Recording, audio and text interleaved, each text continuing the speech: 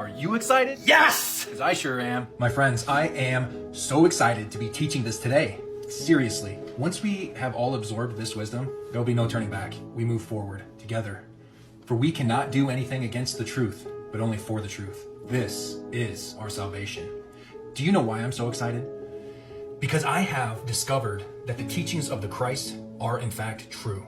And now I know how to be saved, the way, the truth, and the life. So don't go anywhere. Let's get into this. The root chakra is our spiritual beginning for enlightenment. Though still connecting us to our physical identity, this is our foundation and connection to the earth.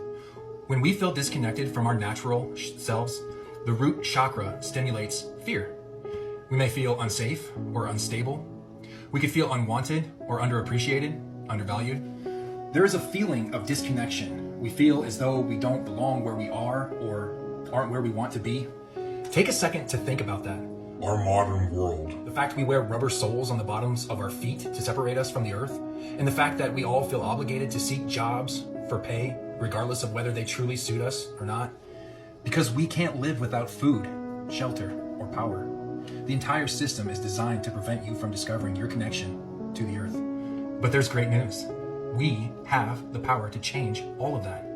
Now, one must begin their ascension journey toward the kingdom of heaven from their root chakra. And later on, we will discuss how all the chakras are working together and how the modern world's normalities prevent us from ascending beyond the first three chakras. But for the newly awakened, let's focus our attention on the root chakra first. Trust me, it will all make sense soon. For one cannot ascend beyond the root chakra unless they have defeated a specific deadly sin. Sloth! Sloth is the blockage in your root chakra. Sloth is defined as an excessive laziness or failure to act and utilize one's talents. We are a very special species, made in the image of God, and we've been gifted with free will. One of my favorite all-time quotes is from Andy Dufresne in The Shawshank Redemption. We can get busy living, or we can get busy dying. Absolutely brilliant. But what the heck does it actually mean? It's a perfect example of free will. You see, we make this choice every day. We can continue to stay stuck in our misery by choosing a living death, living with our excuses, or accepting the provided labels that confine us to our disabilities. By accepting this false narrative, we are not being who we truly desire to be. Thus, we are choosing a living death. Or we can choose to begin doing our spiritual works and fulfill our God purpose and become precisely what God designed all of us to be, one. One with Source, one with the Creator, one with the universe. And Christ is the way, the truth, and the life. So let's get busy living. In Colossians 3:23, Paul tells those seeking truth, whatever you do, work at it with all your heart as working for Christ, not for your human masters. We live in a cruel world. We have spent the past few centuries as slaves to a beast system. I'll spare you the details. Most of you here already know.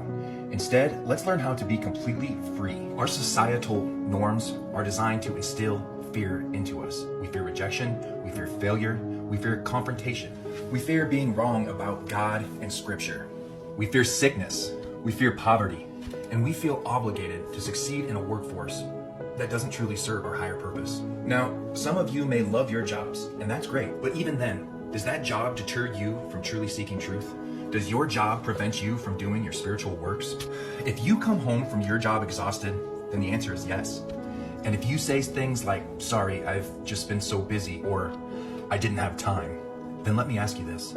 Are you sure you have your priorities straight? Sure, the material world may reward you financially, but can the material world gift you with everlasting life? Or are you inadvertently choosing a living death?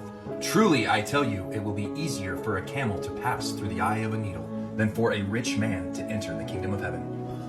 How often do the circumstances of our environment return us back to our misery? Whether this misery be a disconnect at work or a disconnect with friends and family, this disconnect is your higher self telling you, hey dude, this isn't serving our higher self.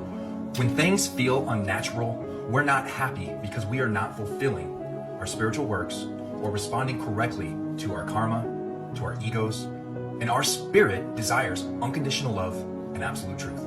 And we all have this in common. So you are miserable because you are not connected to who you truly are. Remember, the root chakra is the foundation. It's where your journey begins. So whenever you are feeling negative energy, you have to focus on your connection to your authentic self. Let your bare feet touch the earth. Return to nature. focus on reconnecting your spirit. Breathe. Breathe in the fresh air. When we are disconnected, we make excuses. I can't do this because of this. And some of us, at some point, find ourselves laying in bed, stuck, unwilling to partake in another day. Because in our beds, we feel safe from rejection and failure and confrontation. In Proverbs chapter 6, verse 6 through 8, Solomon tells his son, "Go to the ant, you sluggard, consider its ways and be wise. For it has no commander, no overseer or ruler, yet it stores its provisions in summer and gathers its food at harvest." Wise words. Consider this. Sloth is being badly misconstrued today because we live in a society that has programmed us to believe that hard work equals more pay. It seems money is being prioritized above all else, including God. We live in a culture filled by assumptions and stereotypes that a 5'3", 300-pound person shouldn't be buying treats with their welfare checks. Fair enough. But the perception of what work truly is being badly misconstrued today. So stop judging. Quit assuming thick people are lazy. Can an obese person be welcomed into the kingdom of heaven? The answer is absolutely yes. That is, so long as they are doing the spiritual work it requires to get there, by ascending through the chakras and overcoming their own version of the deadly sins, of which are preventing them from their ascension journey. Can you understand Solomon's message to his son? With the ants, for those with eyes to see and ears to hear, the ants have done their work to secure their future. They are continuously working on what serves them completely. They have no desire to serve external sources. Will the ant ever work for a wasp? Will a bee? This is where some deconstruction has to come in. We've all been taught we need money so we can pay for our security. But this accepted truth is in fact what is preventing us from doing our spiritual work. We are nearly 6,000 years into a monetary system. And so, of course, each of us have to do what we have to do so that we may survive this world. But we mustn't deny our spiritual work.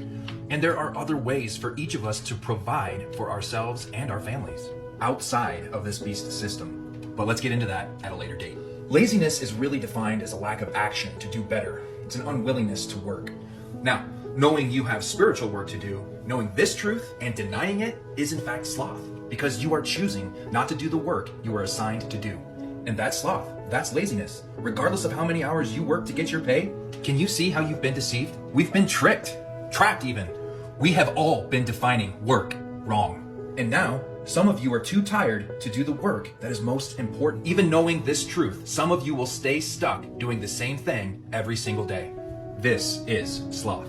So whether you're the person who lays in bed all day, or the person continuously doing all the things that will never serve the higher self, if you don't take action upon your revelation of truth, then you are choosing to live in sin. This is sloth. For the rich and the poor, we all have spiritual callings, but some of us have become so wrapped up in this false doctrine of serving others, including an external God, that at some point we stopped hearing the messages from God, the voice of our higher self, or spirit guides, or guardian angels. And we continuously receive these messages, but only recently have some of us began taking action. Now, for those of you that have heard this voice within, and you've denied yourself from seeking that truth, you are living in sloth. You are choosing a living death by living with a deadly sin that is preventing you from ascending into the kingdom of heaven. So let's get busy living. When you feel a sense of instability for the basic survival needs like food and shelter, or you don't trust anyone other than yourself, it indicates the problem is in your root chakra. The root chakra is an instinctual energy center. It means everything we need to survive and evolve on this earth, like a sense of safety and security. It's our flight or fight or freeze response. Our basic needs and emotional needs are initiated from the root chakra. Now let's tie everything together. If you're feeling disconnected, unnatural in your environment, and you either cannot hear or are not responding to your callings, your revelations of truth, then you need to start over at your root chakra. Go for a walk, get outside, let your bare feet touch the earth. Meditate, pray, talk to God. To be connected back to your higher purpose, one must first start in the root chakra and get connected to who we truly are, and that's through the earth. Remember, not doing the work we were called to do is in fact sloth. Laziness is a conscious choice, but don't fall victim to the modern day stereotypes. Choose the work that serves your higher self, and you don't have to explain anything to anyone. In episode 2, we're going to discuss the sacral chakra and its deadly sin, lust. I'm Frank Lee, the voice with Let's All Become Heroes. Follow for more.